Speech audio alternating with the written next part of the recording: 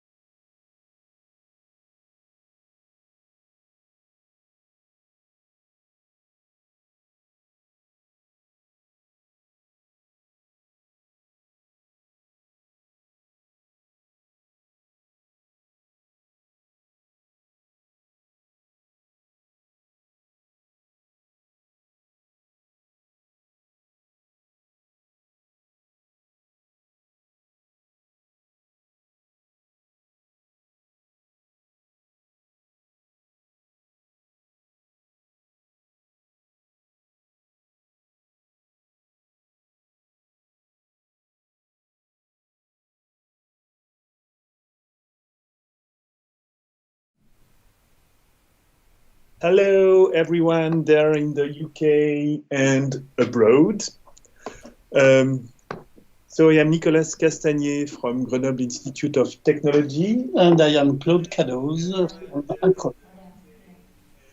Oh, there is a loop, Alex. Loops back on our side. There is feedback, I see. Wait. Yes. Let's try to fix it. I don't know.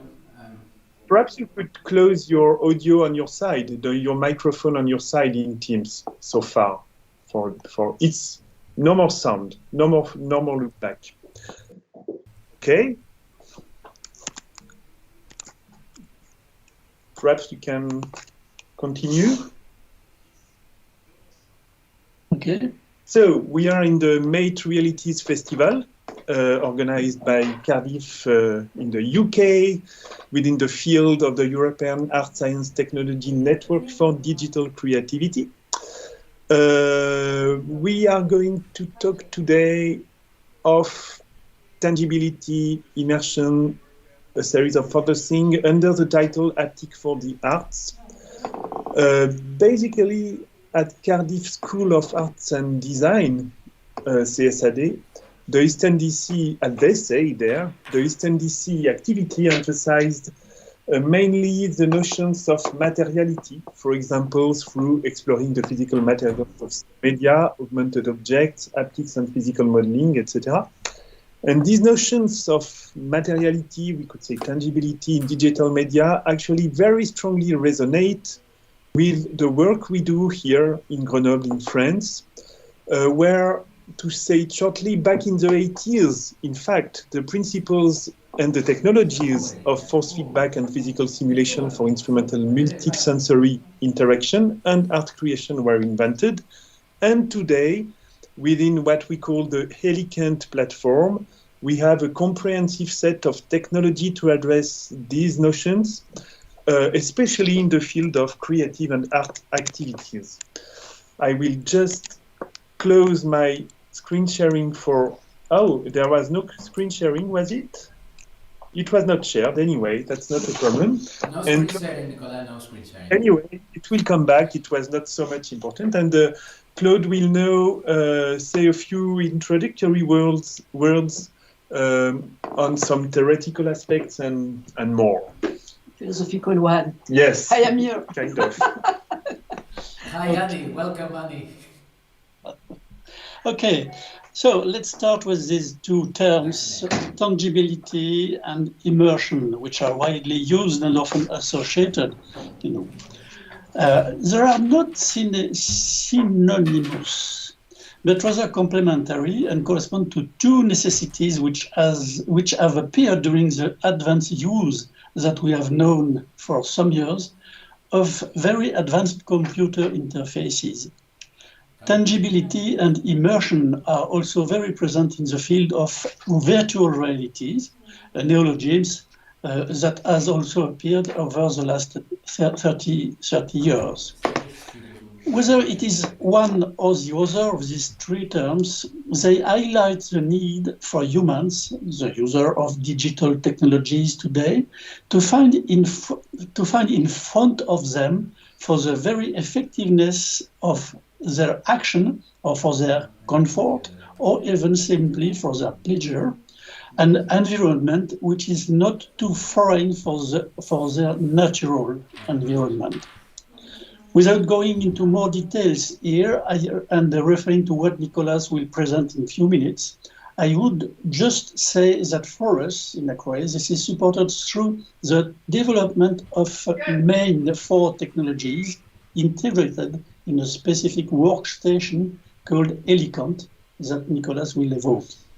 This work has been developed from the beginning of our research at Acroy, with the goal, of course, of artistic creation using digital technology. And it emerged indeed an aesthetic domain, a new aesthetic domain, which does not have much equivalent before. I advocate today the idea of a new art, the art of modeling and simulating interactive and multisensory physical objects. And I add realist or imaginary physical objects. So now, Nicolas, please continue. Alex, you are in case the quality falls down, please you tell us, of course. Yeah, I'm here watching and I will keep you. So this one, introductory slide. Okay, so outline for today for perhaps 30 to 40 minutes.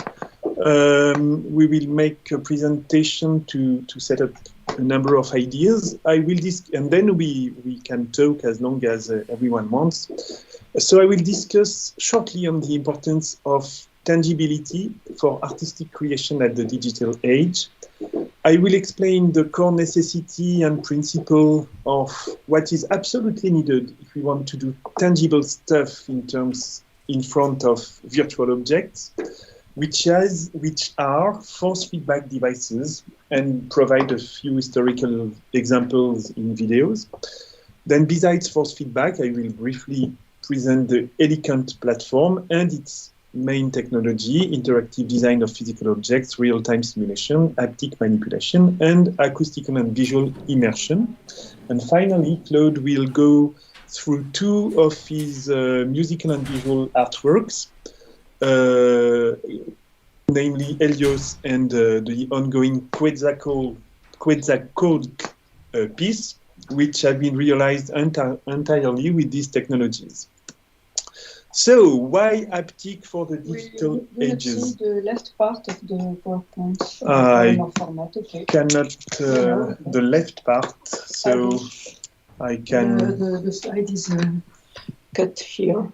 Yes, I don't know if it's a very big problem. I cannot do much on this aspect, apart going back here to the. How can I close on this? Up. Yes, perhaps it's better that way. Yes, but it won't trigger the automation. So sorry for this technical issue. Annie or Alex, if it's a problem, you come back.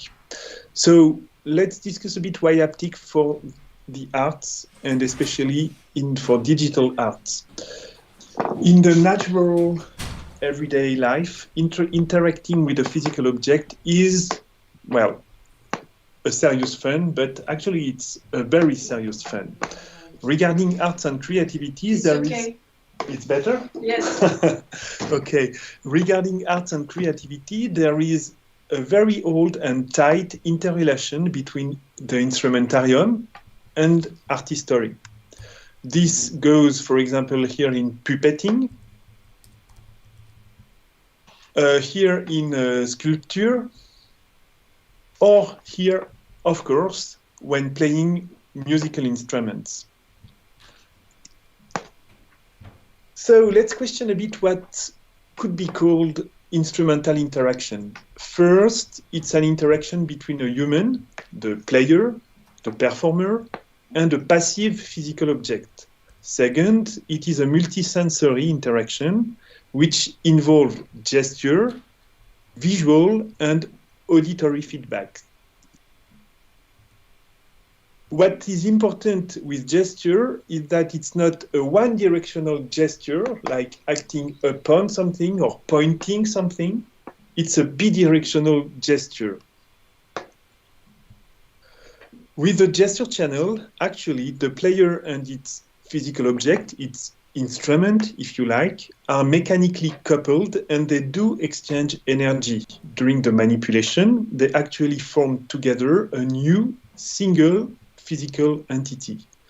This is core reasons why the instrument can be embodied and why the instrument, musical instrument, for example, or puppet, or etc., can become a true second nature.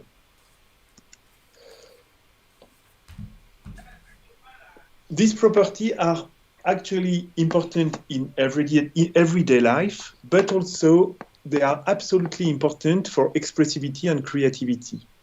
They were core properties for major artistic practices based on the highly sensitive and expressive instrumental human skills, such as playing acoustic instruments, hundreds of years of history, sculpting, hundreds, thousands of years of history, puppeting, etc. And then came, a few years ago, the digital era. Digital creative today actually heavily relies on virtual worlds. To play with such virtual worlds, the performers can use input devices. They are very numerous: joysticks, motion capture, cameras, Kinects, etc., etc. That's very interesting, but such devices establish only a unidirectional link from gesture onto the virtual objects. The performer controls the virtual object, but he or she cannot feel it, and more importantly, he or she is not mechanically coupled to the virtual object. We could say that with such systems, there is a control or command paradigm implemented. So with such system, we as humans have lost the mechanical coupling and the sense of touch and kinesthesia in our gesture interactions with those virtual objects, especially in the field of digital creativity.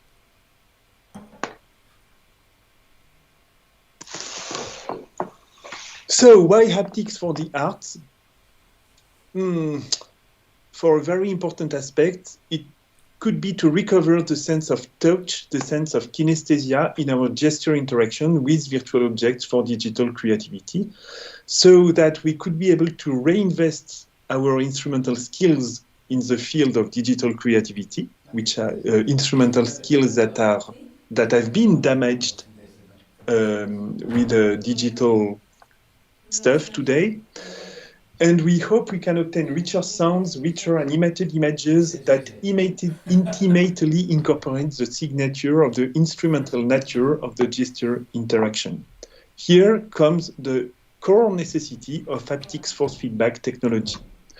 I will now go through what are the very basics of force feedback technology. If we want to be coupled with a virtual world by gesture, we need a force feedback system. What is it? It's a system that you can take into your hands, and which is equipped with sensors, but also with actuators, motors, if you like, to feedback the virtual scene to the kinesthetic sense of the player. Typically, sensors provide positions to the virtual scene, and actuators display a force which is computed inside the virtual scene.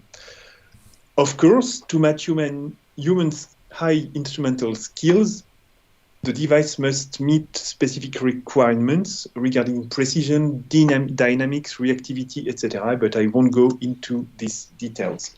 So, what happens with such a device? On the side of the simulations, on the side of the computation, we need to compute a force according to a position. This leads to set up a physical model or physics-based model, it is called sometimes. Hence, besides its renowned interest for sound and visuals in terms of sound and visual quality, physical modeling becomes a true complete necessity when we go to force feedback. Of course, again, to match human high instrumental skills, the simulation requires meeting various technical requirements, simulation frequency, latency, etc., but I won't go into these details. Let's go toward an example. Let's assume that we want to set up one of the simplest possible situations with a force feedback device. That is a force feedback device interacting, 1D force feedback device interacting with a virtual spring. On this picture, the square represents the right part represents the virtual world. The square represents the gesture device. Its position in the simulation reflects always the position of the real key and the force received by the square from the simulation is sent to the motor of the virtual key, of the real key. Now, what happens? On each simulation step, when the player moves the real key of the device, then the virtual key, that is the square on my picture, moves accordingly in the simulation. The virtual damper then computes a force. This force is applied to the virtual key represented by the square. The force is sent to the real key's motor so that the player feels the spring damper absolutely as if it was real, provided, of course, of the hard technical requirement are met. In short, in that situation, everything runs as if the real key was connected to a real spring friction. During player K contact, the player and the virtual world are mechanically coupled. If contact is lost, the key starts oscillating freely according to its real inertia and to the virtual stiffness and damping of the virtual spring. And of course, by choosing the parameters of this virtual spring, we can considerably modify its behavior. I will show now a first video. This video was shot in 1981, and it's actually one of the very first force feedback simulation ever on the world. In this video, there are 3 phases. The physical parameters are changed 3 times to simulate various matter behaviors: small stiffness, then hard stiffness, then pure viscosity. Let's give a look to this.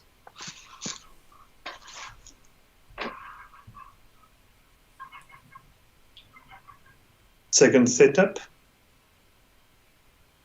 harder stiffness. Third setup, only viscosity.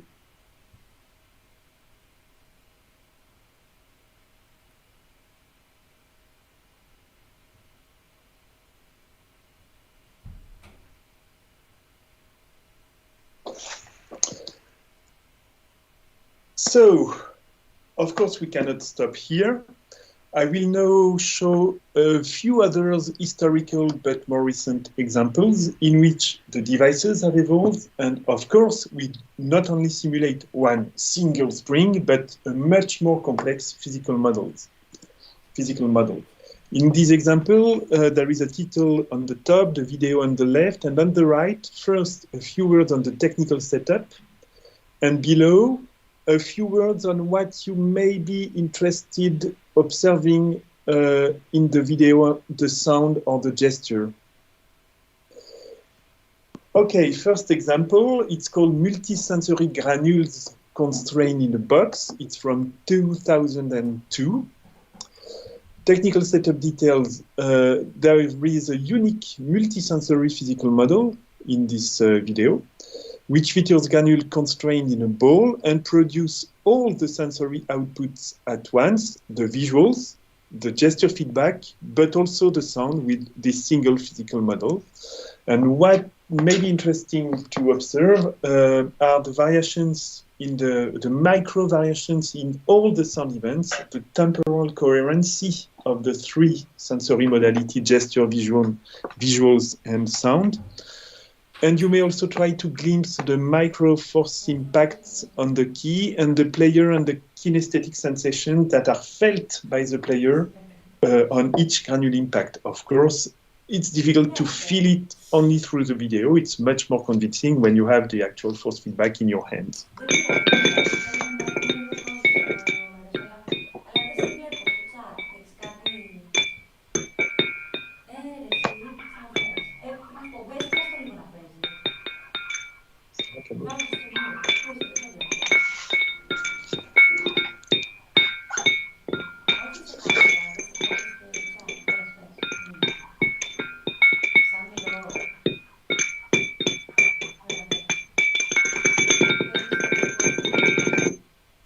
Okay.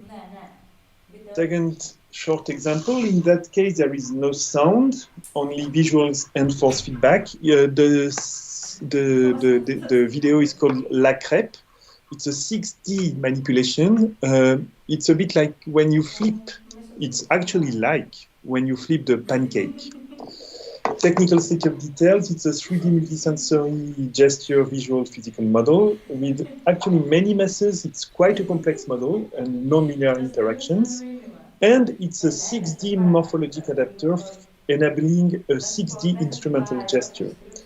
What you may focus on are perhaps the 6D quality of the gesture, and at the end of the video, the tight and subtle movement of the gesture device and of the hand while flipping the crêpe.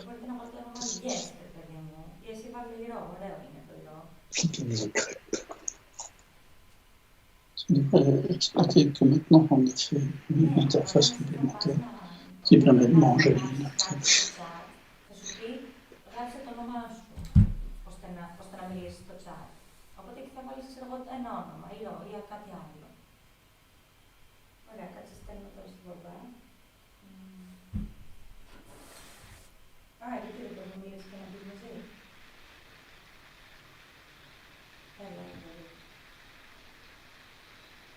So that's a focus on the device while manipulating the crêpe.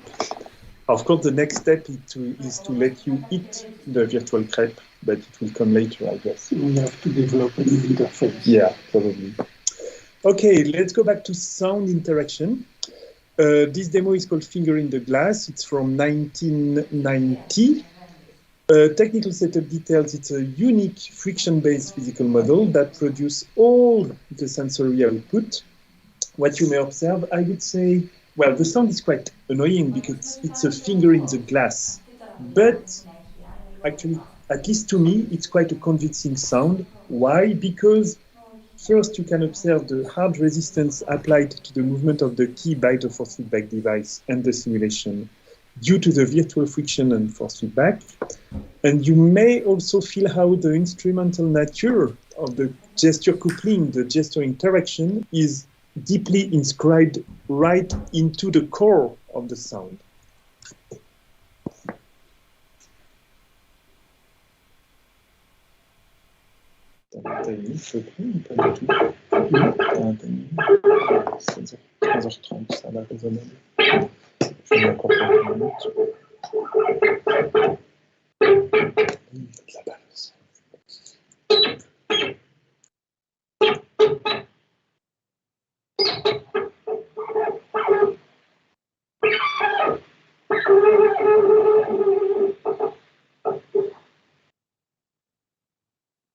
That's it. The sound is actually played by loudspeaker and goes back through the microphone due to a Teams problem. So I hope it's okay on your side. Fourth example, it's a bow-like interaction, bowed strings. Once again, it's a single physical model. In that case, it's quite a simple model. So what may be interesting, perhaps, is that while the model is rather simple, the sound is quite convincing, once again, thanks to the instrumental nature of the force feedback interaction. Thierry?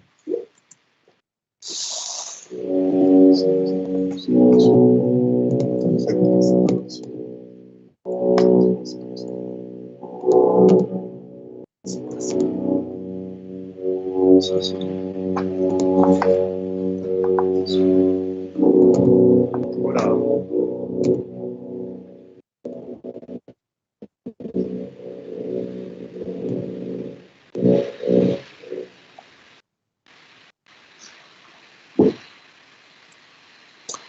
Last example, it's a bit more recent because it's connected to our modular. I will talk of that later.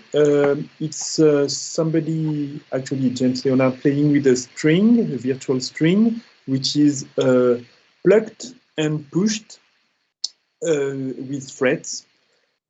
It's one of the many models, many models that have been designed now with the Genesis 4 software for musical instrument modeling with haptics. Perhaps you could try to get to observe, to hear, to see the immediate realness and playability of the virtual string. And perhaps you could also focus on the diversity of the play mode, what we call in French play mode at least, including tapping, trying to get harmonics out of the model, and natural buzzing effects.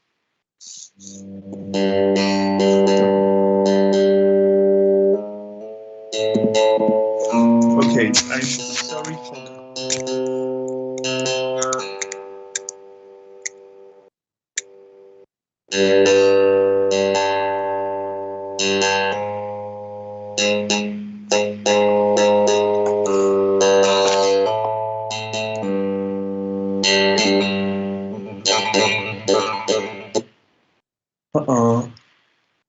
Yeah, I have a memory problem. It's once again due to Teams, which is quite a pain on macOS. So let me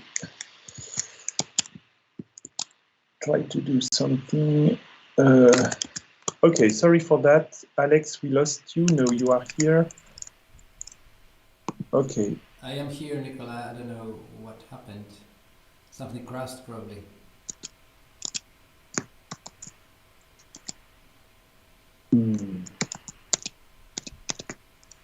Can you hear me at least? So we are at Mate Realities in CSAD.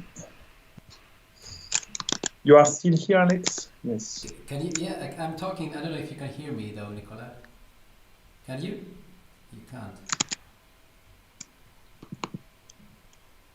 I was hearing it was coming out. Nicola, can you hear me? Okay, so my computer don't want to restart. Yes, it's coming.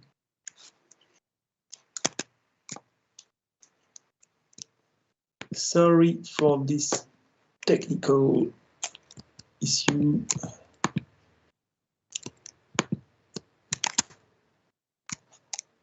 Okay, I hope it will be better now.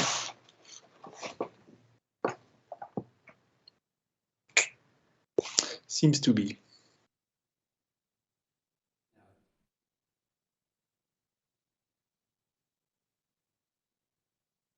Okay, I will play again this example with no more sound glitches.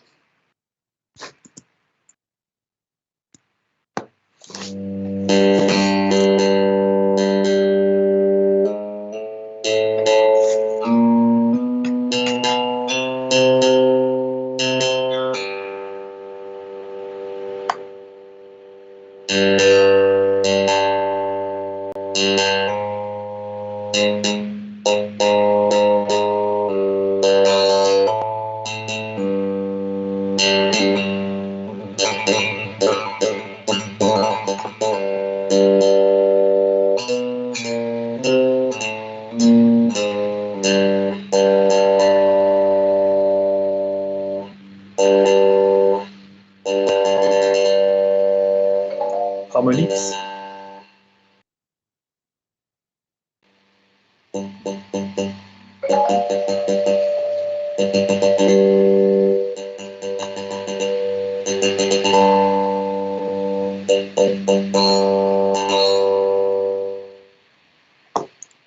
that was the last basic pedagogical example. Later we'll play some art piece extracts by Claude. I will finish by presenting the Elegant platform. Actually, the Elegant platform is now a comprehensive creative workstation that gathers, let's say, the 40 years of research at Acroy and Grenoble INP, and it's somehow state-of-the-art technology into a creative tool. So it gathers force feedback devices, the new generation of force feedback devices that are called Ergos devices built in the lab. Oops, sorry. Which are high-fidelity modular technology with 4 to 16 force feedback degrees of freedom per device, which is quite rare, and adaptable morphology. Second, as you understood in the video I showed, they're quite boring. As you understood in, sorry for the telephone. Is it on your side, Alex? No, it's here. Okay. Haha. Tu peux l'éteindre, désolé. Okay. So, as you understood in the video I showed, the physical models were really more complex. To design such models and to simulate and compute such models, we have designed a language called Cordis Anima, which is also a framework. It's a formalism for multi-sensory modeling and simulation of physical objects, starting in 1993 and still ongoing. In Cordis Anima, there are two kinds of elementary physical simulation blocks: MAT, which are material elements. Material elements compute a position according to the force they receive, and LIA, or link element, in which compute a force applied to the connected mat according to the position of the connected mat. Then we go with bidirectional connection between mat, and LIA in between mats. Of course, since it's modular, you can go to up to very large models made of hundreds or thousands and tens or hundreds of thousands modules. The third important technology is the modeler. So we have two modelers, Genesis and Mimesis. I will mainly focus on Genesis for audio and music. It enables creating your own musical physical models. That is, with Genesis, our goal, our idea is to turn physical modeling, that is the act to design original, authored physical models, into a creative activity. Elegant, the platform integrates Genesis, so it's possible to design a model in the software and then play it in a multi-sensory context, including force feedback interaction. So how do you go with Genesis? It's quite simple. It's modular.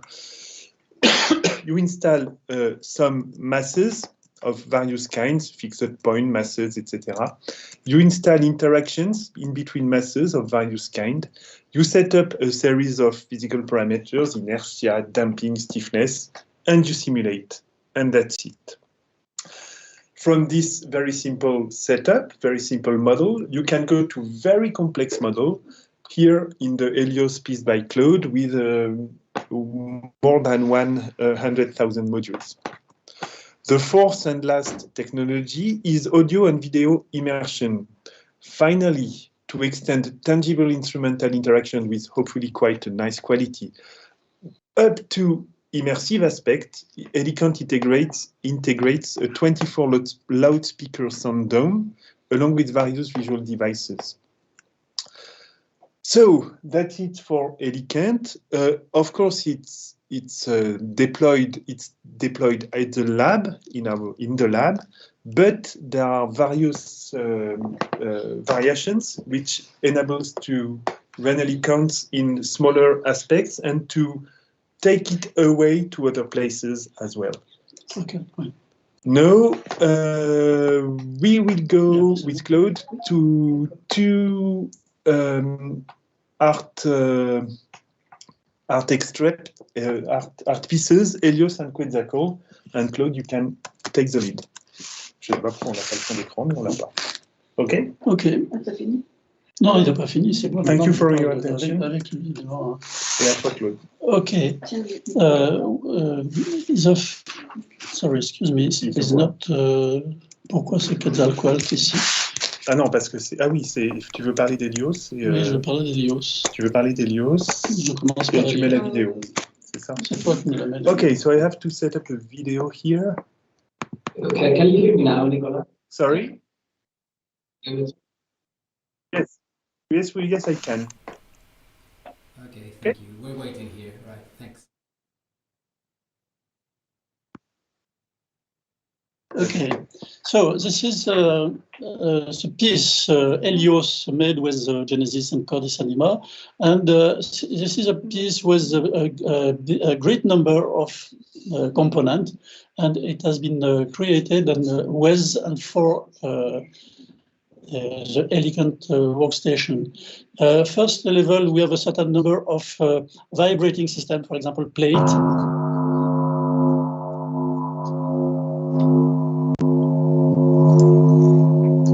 This plate is made as a big disc with a great number of mass interacting and a kind of triangular mesh.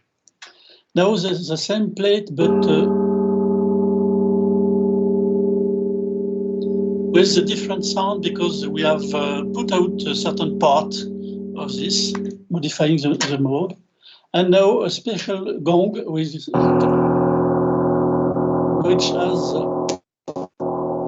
has a very low frequency fundamental, because it is two gong which has superimposed.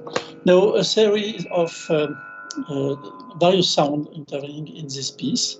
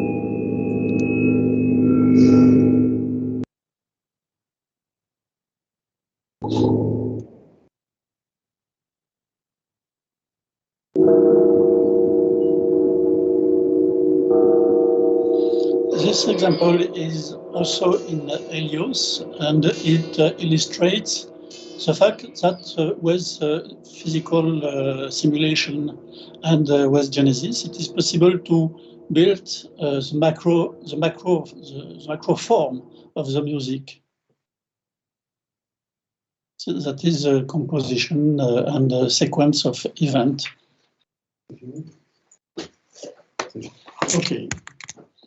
Second extract, Claude? Yes. Before I have to speak, not tu le lances pas tout de suite. Non.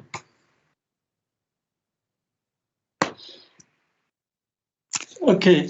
The next will be an extract of another piece, whose name is Quetzalcoatl. I made 2 to 3 years ago. But before I want to make a last comment on the principles which are working in this work.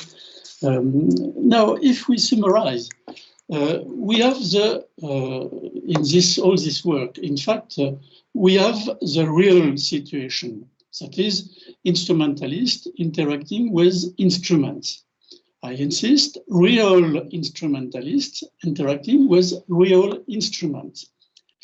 seeing this, and now considering that both instrumentalists and instruments can become virtual, that is simulated, the idea naturally comes to consider the different types of possible interactions inside the real world, between real world and virtual world, and within the virtual world itself.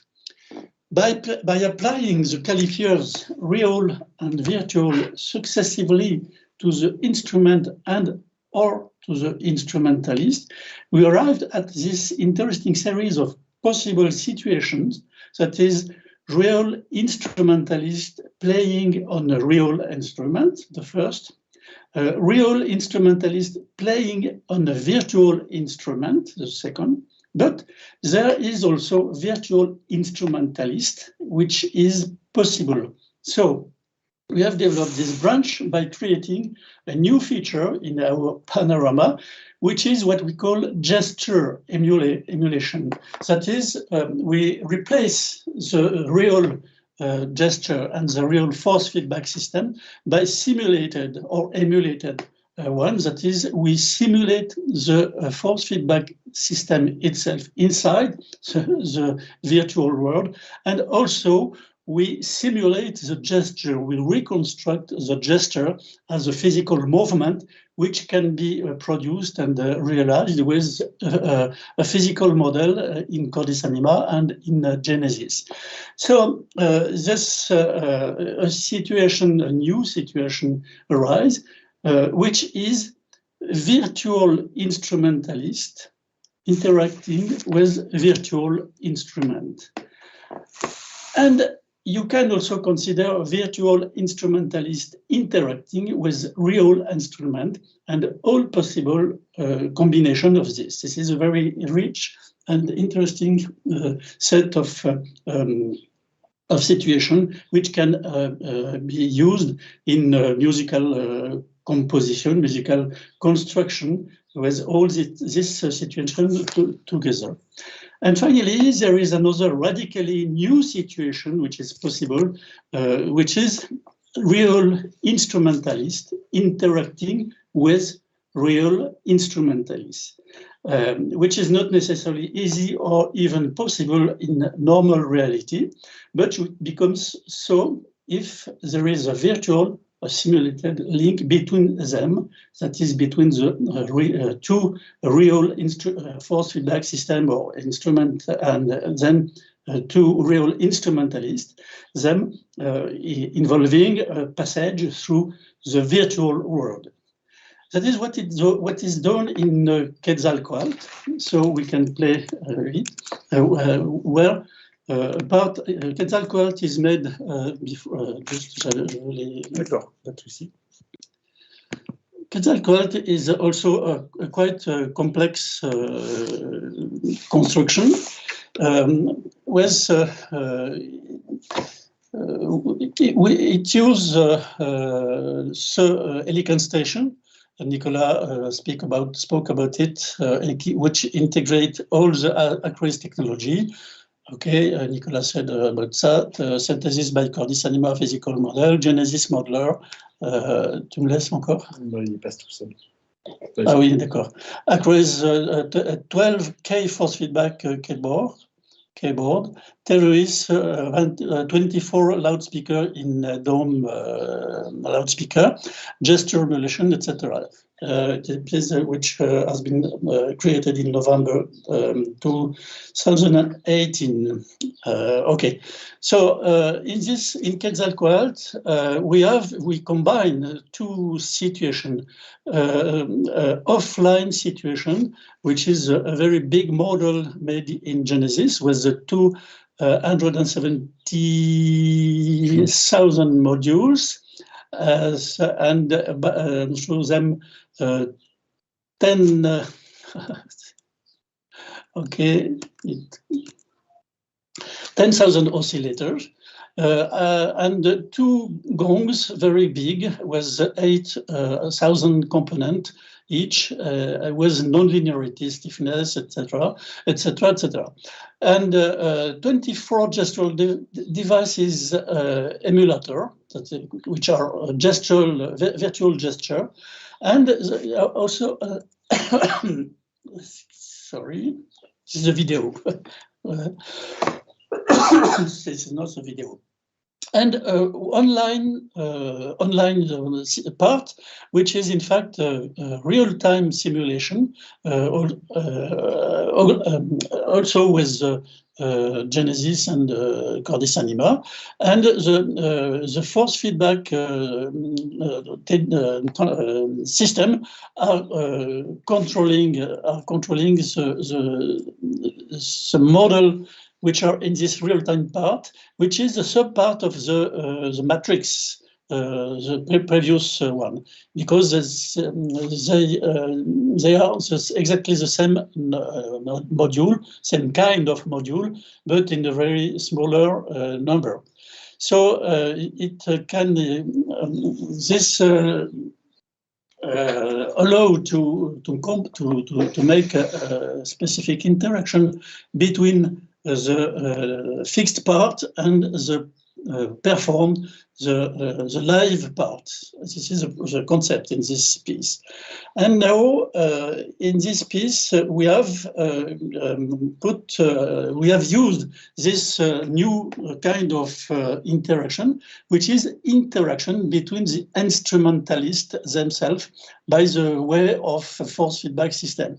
Now we can look the following part.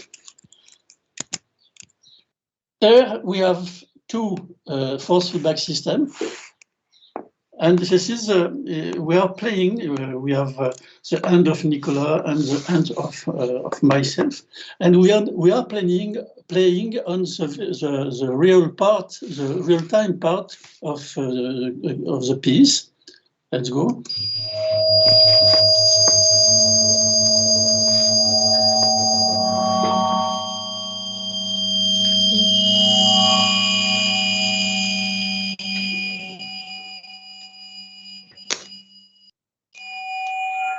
And there is a virtual link through the simulation, and you can see that certain movement of the keyboard, the first keyboard, are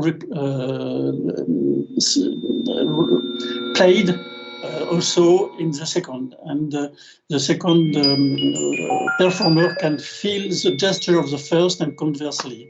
This is very interesting in terms of possibility of playing, which is quite new. Two performers can play on the same instrument, and they can play also by feeling what the other performer do.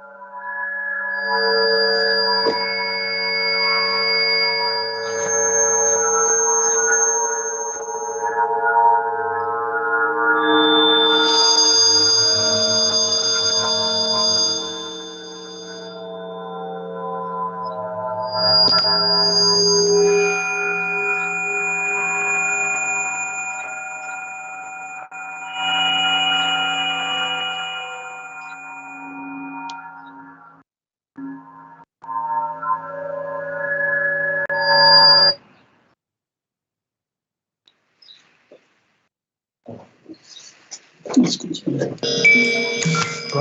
Let's continue.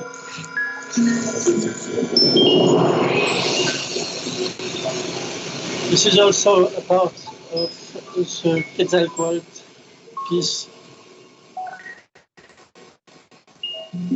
in the matrix.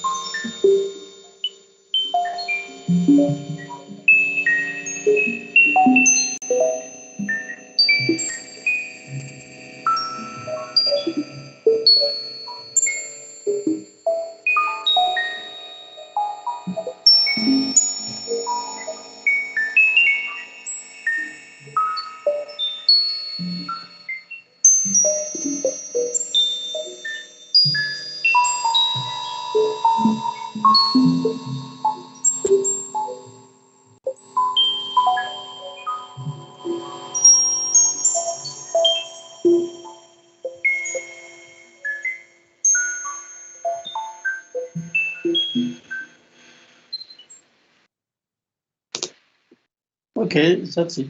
I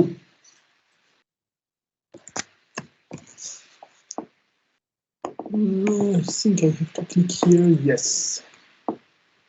Okay. Thank you for your attention. Thank you for all your attention and sorry for the technical. Okay.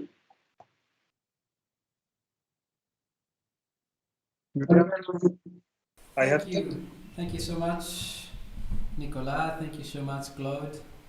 Thank you. Yeah, interesting presentation. Let me do something here. Wait a minute. Yes, now I am visible. So I think people should know that I was a former PhD student of Claude Cadot's. So I spent a lot of time working with him, and this work is really inspiring, and it was for me, it gave me a lot of food for thought, it inspired me, and I continued working on this side, and I'm happy to see that the whole team keeps working and bringing new interesting concepts like the instrumentality and developing further the tools, creating compositions and sharing all this. So I still find it a fascinating universe to be part of this instrumentarium and these entities you're building. Since I left, there's been many years now. I left Acroy, I guess it was 2008, Colin Claude, many years ago. True. So in my career, especially here in Cardiff, I grasped all this knowledge I gained from you, and that with other colleagues we developed systems that somehow took ideas from Acroe and created compositions, bringing the haptic element into audiovisual compositions like the piece metronome. So this is I think I'm saying all this to say a big thank you to Acroe for doing all this. I think that those tools are amazing, and it's still a new paradigm, and we're still people in the market, in the industry, and even the artistic world are starting to grasp the possibilities of this fascinating universe, as I say. Do you want to?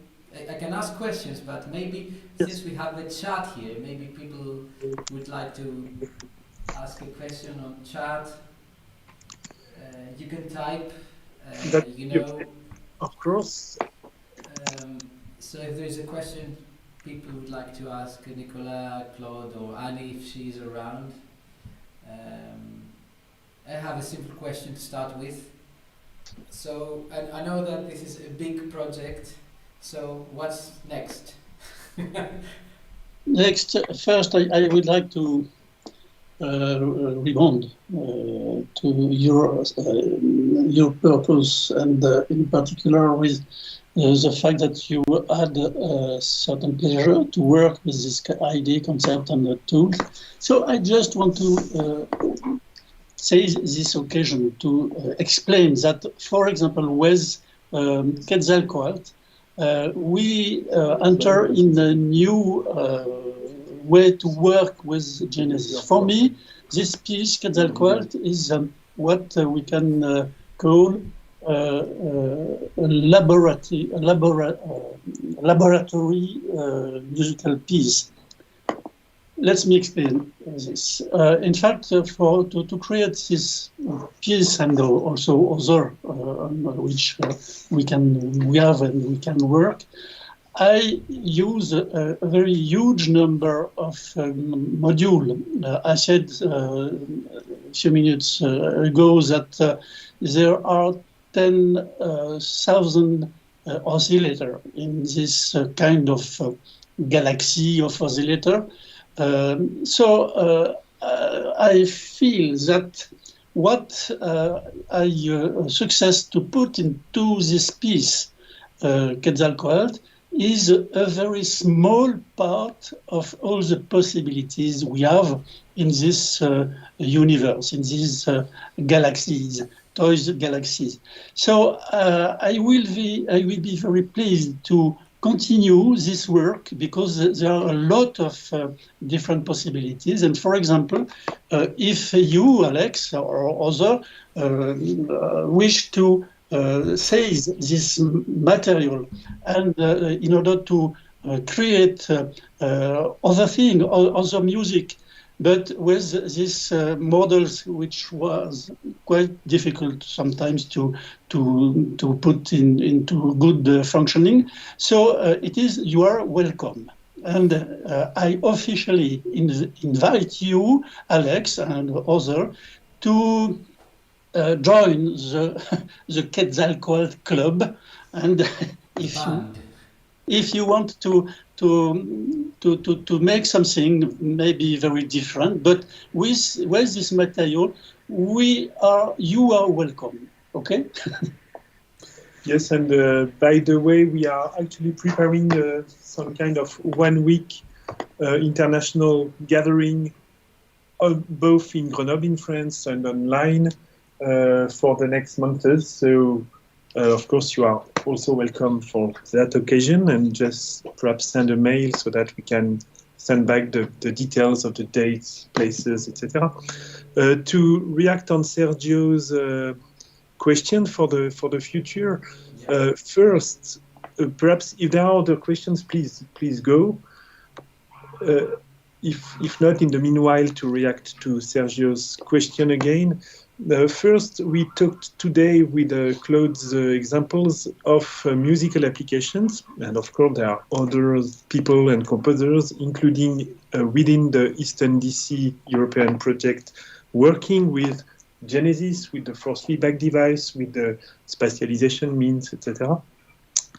But we, in terms of art creation, we also do at the lab graphic arts and fine arts, especially in the field of animated images. And Annie is leading the application in the fine arts, which rely on quite the same principle: instrumentality, force feedback, physical simulation for animated images, etc. But Annie is here, and I think, if you agree, you may say a few words. She has a piece tonight. Annie has a piece tonight, so in the concert sessions.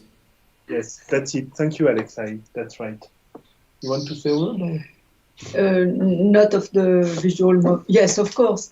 Tangibility in visual arts is very important when we are interested more in the visual motion that in other properties of the image is something that is complex, because you have also the visual aspects such as the morphology, color, the haptics aspects, etc.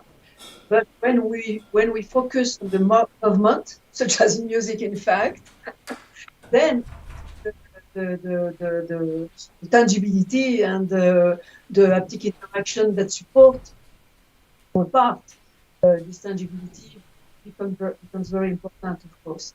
And in visual arts, including in animation, of course, in computer animation, of course, my approach is very closely similar that in the musical works and musical research.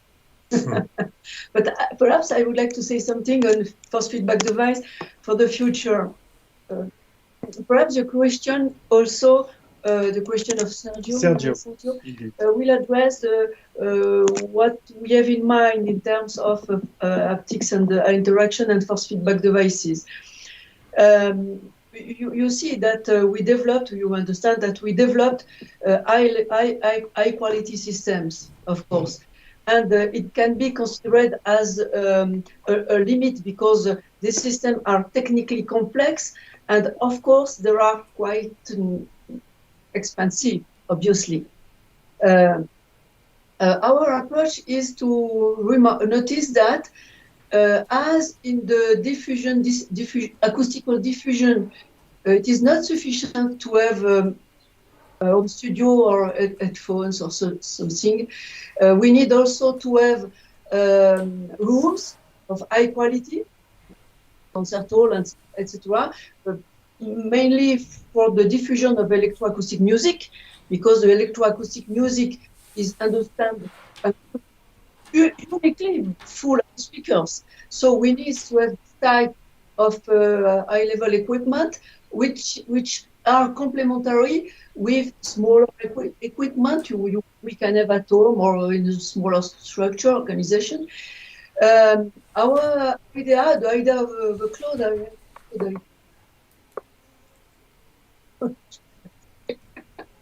is that we developed techniques very recently. There are some papers in sound and music computing recently, in order to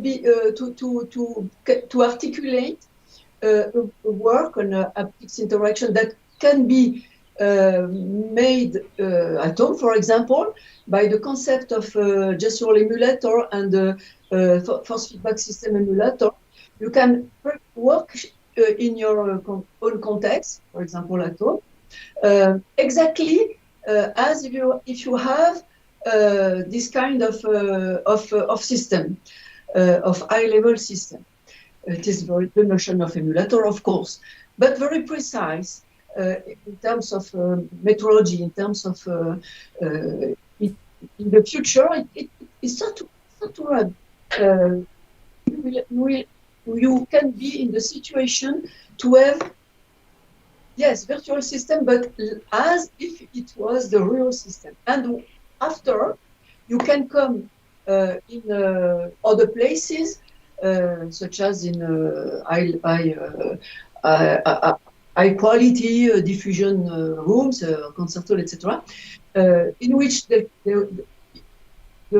this systems, the haptic system, and the big simulator can be, and you can, as exactly as possible, depending of the technique, of course, be in the transport what you design in a smaller place in the high quality instrumental and diffusion concert hall with gestural interaction. I think that is the idea you developed recently, Claudin, it seems to me. And in fact, there are several tracks for the future of haptics, of course. We can develop systems that could be less performant and less expensive. That is one track. But there is another track, that is a track I explained, to have with your own computer the exact situation, to prepare your work as if you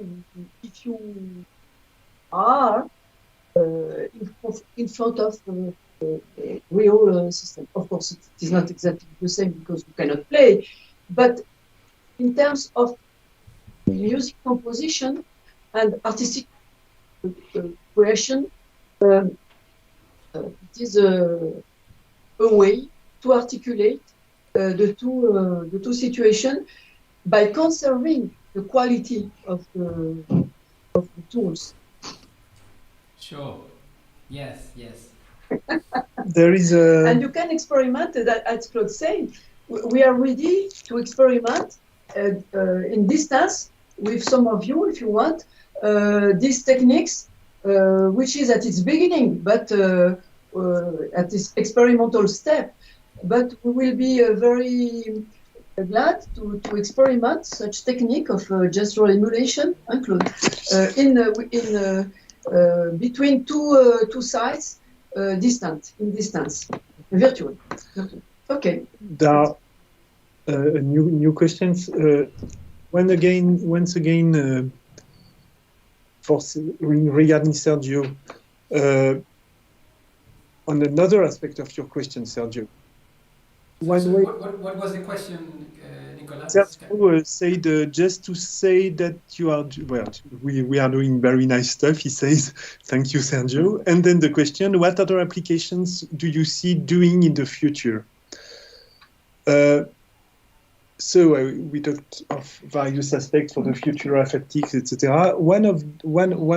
Another aspect to answer this question is that the technology is now at the lab gaining quite a nice level of quality, in the sense that today and for a couple of years, we are now able to really create, and people are really able to create. So one way to go for this near future is to absolutely extend the usages, the users, the creators, the concerts, the pieces, etc., and the visual artworks as well.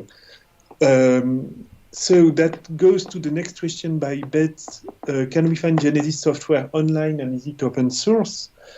No, it's not available online, and actually it's not open source because it's quite a technical stuff. You know, in the history of open source systems, quite often open source system becomes open source either because they are core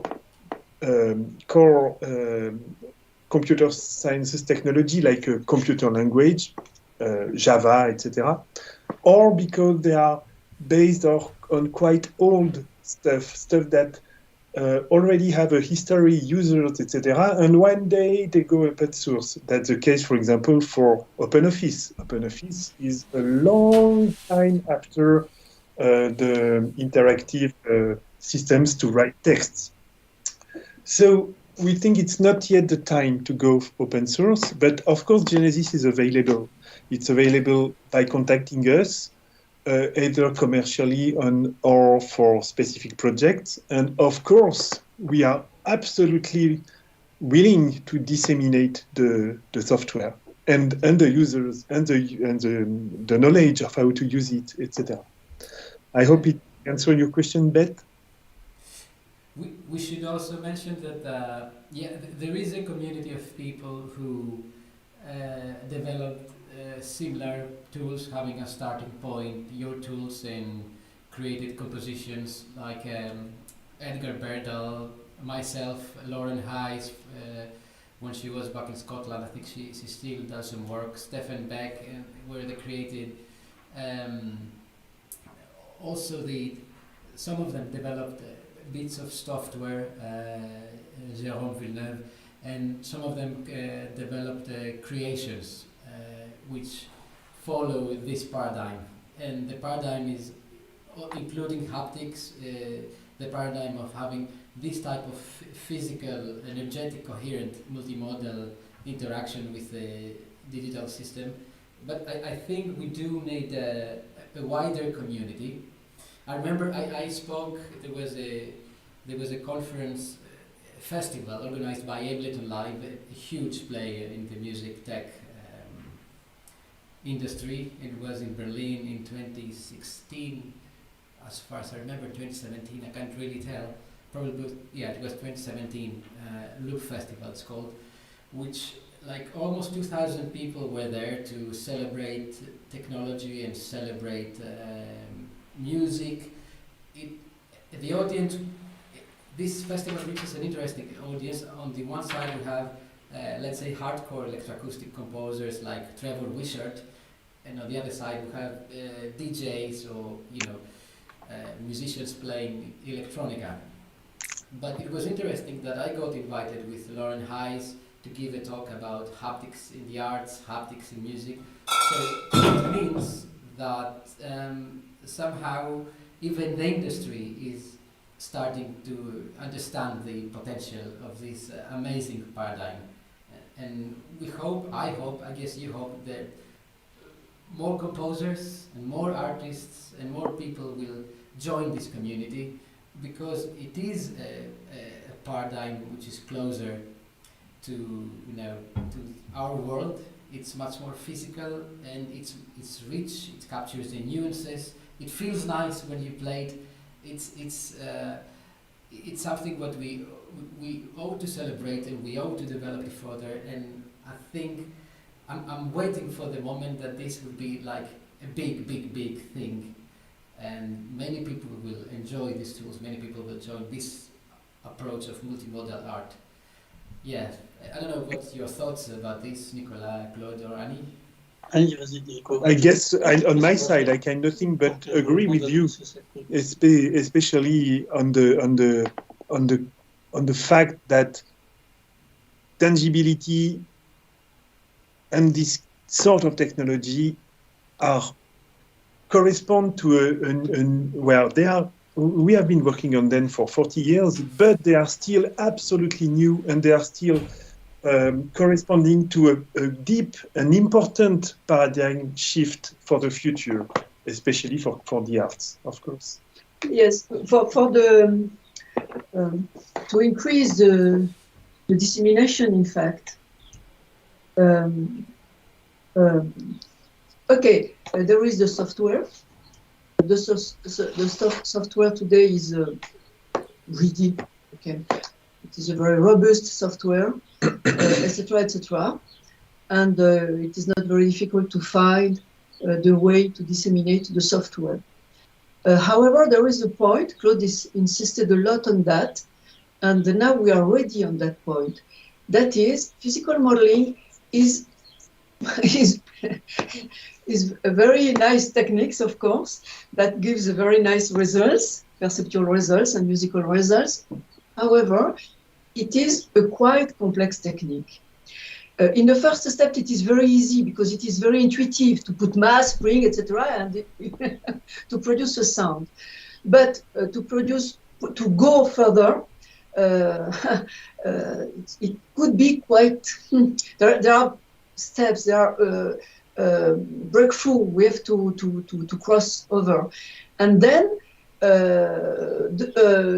there is a tool that it is very necessary for that. That is pedagogical tools containing explanation, containing models, etc., etc. To have to provide it with the software, and in the last years. We worked, Claude especially, but Nicolas worked a lot on that, and we can say that today there is at the disposal of the user what we call the in French cahier de modélisation, modeling comment on dit cahier? Books. Modeling book, containing a lot of information, basic information, didactic explanation, several model explanation of models from the simplest to the more complex, etc., etc. And step by step. And our assumption is that it must be a tool necessary to use Genesis, and now it is ready, and we can dissimulate. We are able to disseminate the software and these tools, interactive tools. It is a first step, of course. this tool can be developed, improved, etc., etc. But it is available now, and we have some session within Eastern and within the School of Art, School of Music, with students, with teachers, etc. To experiment for the first time, the 2020, yes, 2021, we started the experimentation with the use of Genesis in a pedagogical situation with people that does not know Genesis of the software, accompanied with this tool. And voilà, that is a new step for us. Yes, I will just give a precision. We, and particularly I, made a very deep and strong work on the question of structurate the knowledge we need to make a good and available modelization. And this book of modelization, of Genesis modelization, is in fact a very structured set of knowledge which have been created all along the numerous workshops we made in the past and actually in the present. So again, Alexandros, you are welcome. If you want to work with us and with this book of modelization, in a few time, it will be yours. Thank you, Claude. Thank you, Claude. I just wanted to say that I typed the address of this call we're having. If participants of the network want to jump in and say something or show their face, maybe not, but let's wait a few more minutes. Yes, and just a word about other applications, because I did not read the answer of Sergio. Cordis Animal, physical modeling, the Acroé physical modeling and the force feedback are used to learn physics, for example, by sense, by feelings. As well. For the application side, yes, that's an interesting application. Yeah.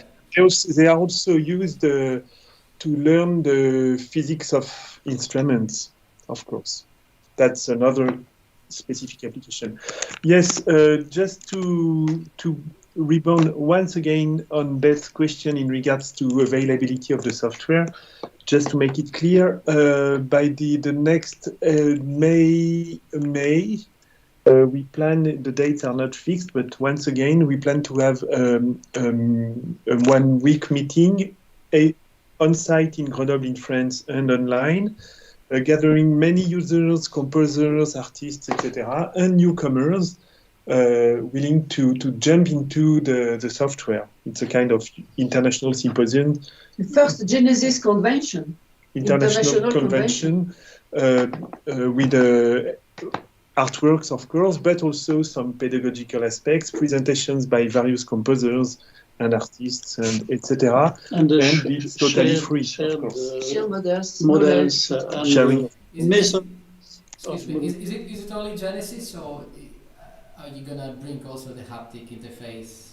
Yes, well, for the people present in the room, yes, of course, the haptics. Yes, sure, of course. Okay. So it could be Helicant and the dome. We have the Helicant is a paradigm. For the people abroad, haptics is a bit more difficult, of course. And also we have to add that we are preparing our first pedagogical session, including the totality of haptic system. That is the real system and the emulated system together, and it is planned in the next session of our specific workshop, and in particular in this first Genesis users international users convention, where you are All of you are invited. Invited. In presence or by streaming. And we have which are open source and free, of course. There was another question, I think. Alex, who was it? Do you want to add something? No. Ah, yes, it's a question by Luciana. That's interesting. It's not you, Annie Luciani. What was the greatest difficulty or restriction you have found while you doing this work? Yes. What would be your advice to people who are now starting in this field? So I'm not sure what to point, Luciana, in terms of this field, because it could be quite a large number of various aspects. Is it, for example, haptics, art science, technology, artistic creation, or I don't know, physical modeling, perhaps, or perhaps the idea to set up a long-term, long-lasting, far and view research and keep it through the years. I'm not sure of your question, but perhaps you would like to react. Advices, Mr. Cadet? Yes. The greatest difficulty. Every day is difficult. No. Optimistic, absolutely. Optimistic. So, in fact, an advice is, of course, difficulties. There are a lot of difficulties, but there are something very pleasant, which is that you, with a certain quantity of work, you can become quite quickly able to solve quite difficult question. Because it is very intuitive. But of course, if I, for example, I would like to create a trumpet tone. A what? Trumpet. Trumpet tone. It's very complex normally. I see. You know that Jean-Claude Risset was a very kind, comment dire, trumpet lover. Yes, très doué, très clever to for this kind of sound. This is an occasion for me to explain one of the main difficulties we encounter, which is about what we call scientifically the non-linearity in the instrument. For example, you know, when you play plates, thin plates, gong, like things, these things, you have very beautiful and very interesting phenomena, which is a kind of chaotic state, which came if you make several percussive gestures, etc. And at the moment you have this explosion of noisy sound. So what is difficult in this case is that you can't obtain this kind of effect by simply say, oh, this is a plate and it is circular and I hear it. You have to take into account a certain specificity of the matter, which we call nonlinearity.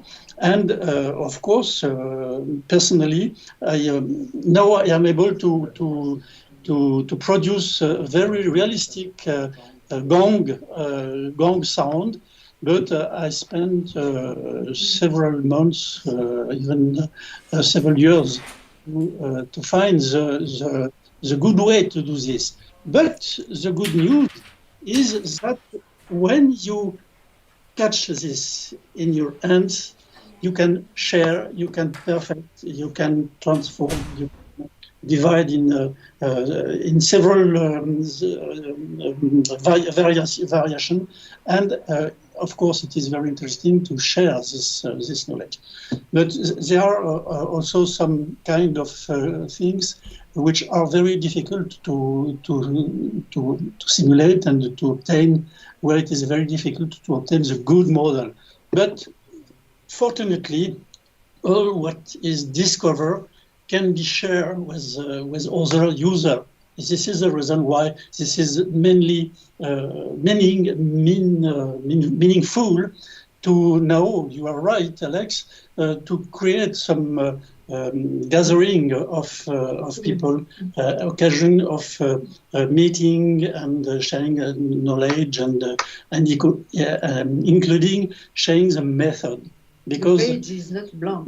Yes, and one of the main, greatest difficulty is to find the good methods. But again, these methods can be a part of the didactic and pedagogical knowledge we can put in books and we can share in workshop and in meetings. Yes, Claude. Yes. I follow your thinking, and yeah, I agree, and definitely those gatherings will be a very, very important element. I am aware of the time. It's 3:30 here in the UK, 4:30 in France, 5:30 in Greece. So the next session will start at 4 o'clock, and we have talks by many interesting speakers: Ricardo Clement, Paul Grandjean, Sarah Grant, Dania Vasilev. I'm reading the list now: Livia Nolasco, Rotsas, mispronouncing the names surely, Gianluca Berlinguer, Bernard Linderman, Florian Hardverki. It's very hard to pronounce names in different language. Yes. So, so the next session will start. And what's your name again, Alexandros? My name. What's your name again, Alexandros? What's my last name is the yeah, definitely. Yeah. Fortunately, you have a first name and a shorter first name, Alex. It's a pain, but yeah.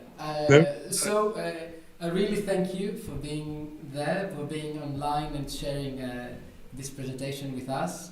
Do you have anything last to say, or shall we say bye and take a rest for 30 minutes? Let's continue, and you will welcome all of you.